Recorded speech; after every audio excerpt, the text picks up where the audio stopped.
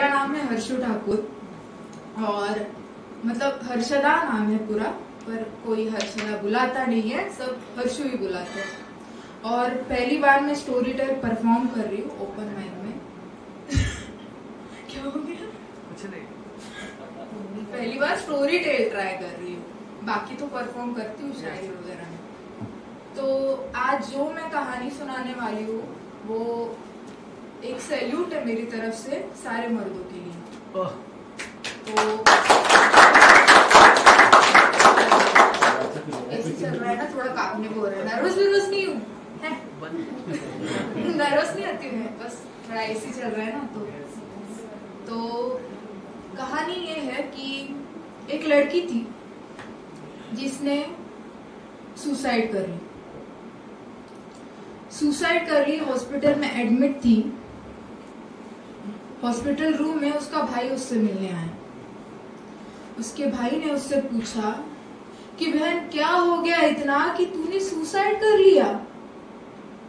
बाहर mummy papa की हालत तो देख, क्या सोच रहे होंगे वो, क्या बीत रही होगी उन पे। तूने एक बार भी सोचा नहीं हमारे बारे में?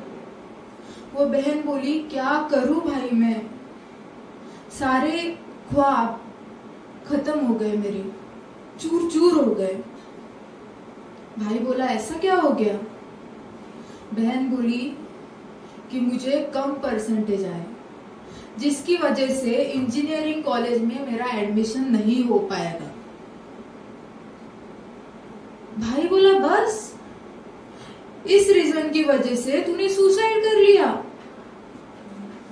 तो लड़की बोली हाँ भाई, अभी आगे जाके क्या करूंगी मैं, क्या ही कर लूंगी।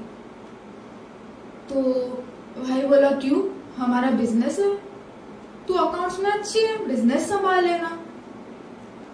तो लड़की बोली नहीं नहीं, मैं कैसे बिजनेस संभालूं, मम्मी पापा के तो ये सपने थे कि मैं इंजीनियर बनूं, तो मम्मी पापा के सपने को मैं बदल कैसे सकती हूँ। तो लड़की बहुत सैड हो गई थी।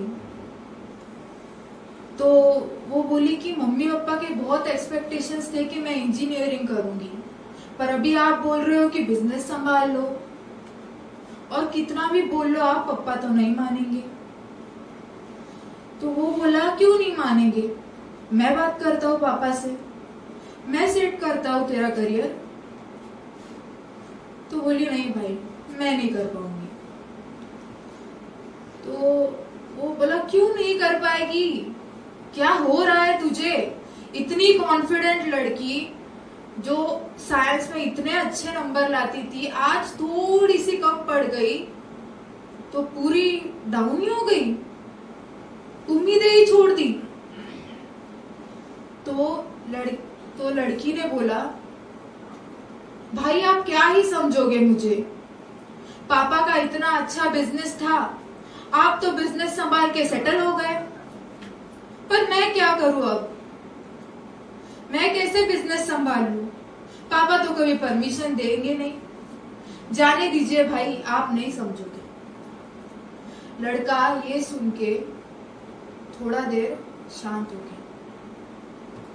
उसके बाद लड़के ने बोला कि ठीक कह रही है तू, मुझे तो जैसे 90% आए थे ना मेरे कॉलेज में, तुझे मालूम है छोटी कि मुझे सिर्फ 52% आए थे, जिसकी वजह से पापा ने मेरा सारे फैमिली के सामने मजाक उड़ाया था। मुझे फैशन डिजाइनिंग करनी थी, मेरा बिल्कुल मन नहीं था इंजीनियरिंग करने का, फिर भी जबरदस्ती मुझे साइंस लेने के लिए बोला गया। फैशन डिजाइनिंग करने के लिए मैंने जिद की तो पापा ने बोला कि क्या सारी उम्र लड़कियों के कपड़े सिलता रहेगा, क्यों, फैशन डिजाइनिंग करना सिर्फ लड़कियों का काम है क्या? तो लड़का आगे बोलता रहा कि जबरदस्ती मुझे साइंस लेने बोला गया, मेरा बिल्कुल मन नहीं था, कम परसेंटेज तो मुझे आने ही थे, क्योंकि जिसका मुझे बिल्कुल मन नहीं था वो करने का, वो चीज मैं कर रहा था। जो चीज में मेरा मन नहीं है, जो चीज मुझे करना ही नहीं है, उसमें मुझे ज्यादा मार्क्स कैसे आएंगे? रोता रहा, भुगता रहा। मुझे जबरदस्ती बिजनेस हैंडल करने के लिए दिया गया। मेरे ख्वाबों को मुझसे दूर ले जाया गया। क्यों? क्योंकि मैं लड़का हूं, मुझे घर की जिम्मेदारी निभानी है।